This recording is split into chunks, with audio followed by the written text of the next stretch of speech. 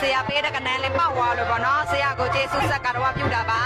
ဒေသခံတွေနဲ့ပရိသတ်တွေကတော့ဘိုးတော်ကိုတက်ရှိနဲ့တပါးလိုကိုးကွယ်စရာပုဂ္ဂိုလ်ထူးတပါးလိုယုံကြည်အားကိုးနေကြပုံရပါတယ်။ဘိုးတော်ဦးဝင်းစိန်ကလည်းသူတက်မြောက်ထားတဲ့ပညာနဲ့လူတွေကိုအခုလိုချမ်းသာစေခြင်းနဲ့စေတနာအမှန်ရှိတယ်လို့ဆိုကြပါတယ်။စီးပွားရေးရဲ့ကြီးပွားရေးရဲ့သမီးရင်သားရေးတဲ့အောင်ပါစေ။တစ်ဖက်မှာတော့ဒီလောက်များပြားတဲ့ငွေပမာဏကိုရော်ပေးရမယ့်ဒိုင်းတွေအတော်လေးအခက်တွေ့နေကြပါတယ်။တချို့ဒိုင်းတွေဆိုရင်ထွက်ပြေးတိမ်းရှောင်ရမယ့်အခြေအနေထိဖြစ်နေတယ်လို့တောင်သတင်းတွေထွက်ပေါ်နေပါတယ်။ဘိုးတော်ရဲ့ကနန်းတွေကတော့ဒိုင်းတွေကိုတုံးလို့ခြောက်ချားသွားစေခဲ့တာအမှန်ပါပဲ။ကဲပရိသတ်ကြီးရေခမားတို့ရောဘိုးတော်ဦးဝင်းစိန်ရဲ့ကနန်းနဲ့ကန်ထူးကူးကြလား။ဒါမှမဟုတ်ဒီလိုသုံးလုံးကနန်းပေးတာတွေအပေါ်ဘယ်လိုမြင်ကြလဲဆိုတာ comment မှာဆွေးနွေးပေးသွားကြပါဦးရှင်နောက်ထပ်လည်းဒီလိုထူးခြားဆန်းပြတဲ့ celebrity သတင်းတွေနဲ့ဗီဒီယိုတွေကိုနေ့စဉ်ကြည့်ရှုနိုင်ဖို့ Han Channel ကိုအခုပဲ subscribe နှိပ်ထားလိုက်ပါနော်အားလုံးပဲကံကောင်းကြပါစီရှင်